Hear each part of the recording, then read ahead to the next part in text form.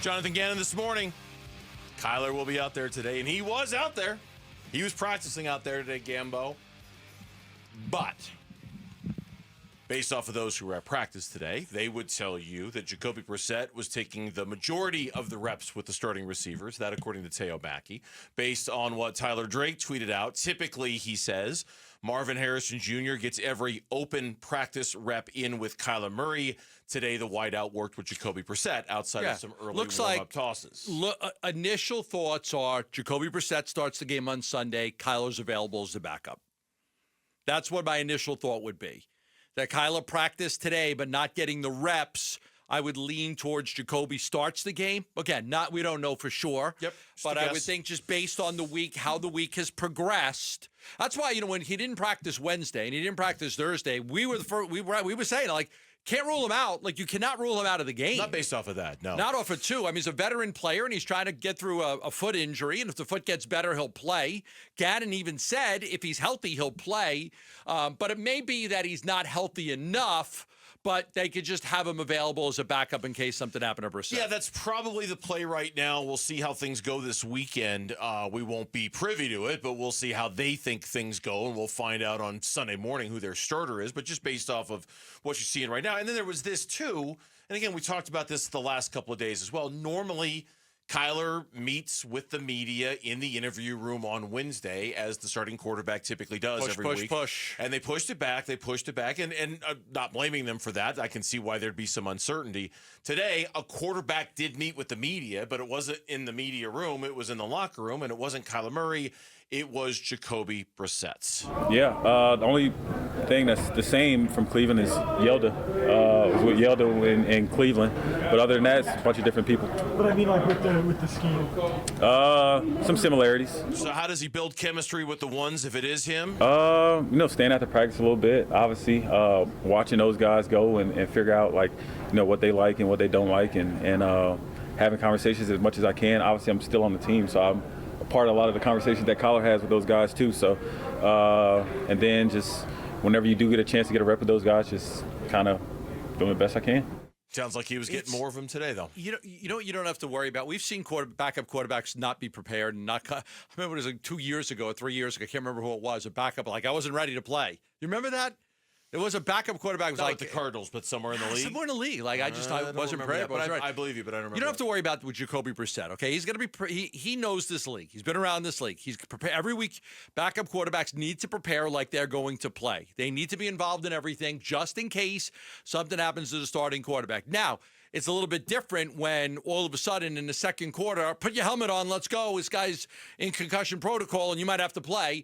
Compared to, I'm going to get first team reps all week.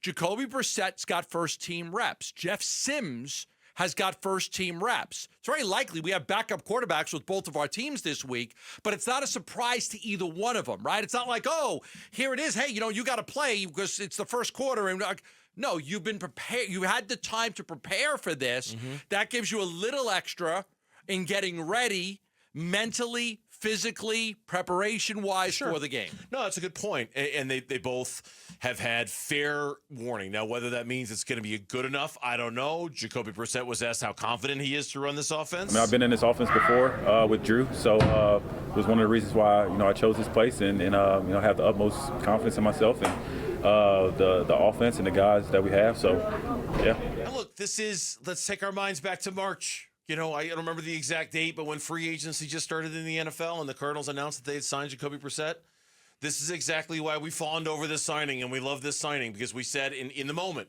we said, look, the moment might come when Kyler Murray can't play in a game. Who would you rather have filling in for him, Clayton Tune or Jacoby Brissett? Yeah, it's not even close. It's not even close. It's not even close. It's not even close. In fact, honestly, this sort of does in some ways remind me of the security blanket that Colt McCoy was there for a couple of years. Yes. Where you felt it was going to be different, and you knew you might have to win in different ways. Now, is it going to be good enough to go win in Indianapolis? I have no idea. The thing that makes this different than any other situation we've seen before is we're almost kind of sort of looking at this as a little bit of an audition. Not so much for Jacoby Brissett as, hey, he could be the guy. For somebody other than Kyler. But for somebody other than Kyler. And I don't disagree. That's what makes this a totally different flavor that we never thought that way about Colt McCoy. We never thought that way about Clayton Tune.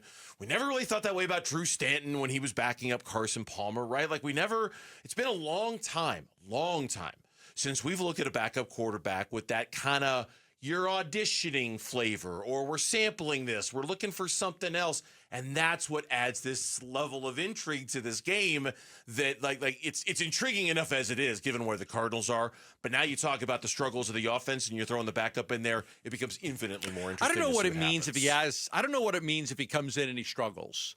If he comes in, he struggles, and they lose the game by 2 touchdowns, and he has a mediocre type game. I don't know that it means anything. I think it would mean something if he comes in and he leads the team up and down the field, and he's able to make a lot of big throws, and all of a sudden they're very competitive in the game. Maybe they win the game. Then it would actually mean something. That would be impossible to ignore.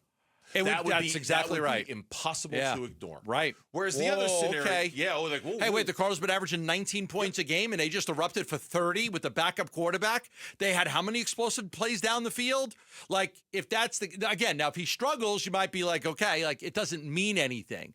But if he goes out there and he plays extremely well, a lot of people are going to be like, okay, that's what it looks like when Kyler's not on the field. Yeah, if he struggles, that might be more of an indictment on Drew Petzing, as if he needs any more indictments as it is already. It's been a rough week for Drew Petzing, but it might be just kind of more of a confirmation, or it might just be, hey, the quarterback here is not the problem, it's something else. But yeah, if he plays well, even in a loss, if he plays well and the offense is way more functional than it's been this season, we got a lot to talk about on Monday. If you've got a functional, now if they win, it's even better. But just a functional, high-performing offense gives us a lot to talk about on Monday. We'll see. Well, I don't know if we're going to get there or not. I have no idea. I don't. But Kyler, they win. If he wins and he plays well, Kyler, take your time with that foot injury. No, you got to be 100%. You're 98? No, not good enough. No, 100%. Kyler, might take 2 or 3 weeks, but we've got to get you right. Yeah, that's people are going to feel that way. Of course. Thanks for watching Burns and Gambo. Click to see more from the guys and hit the button in the middle to subscribe so you never miss a video from Arizona sports.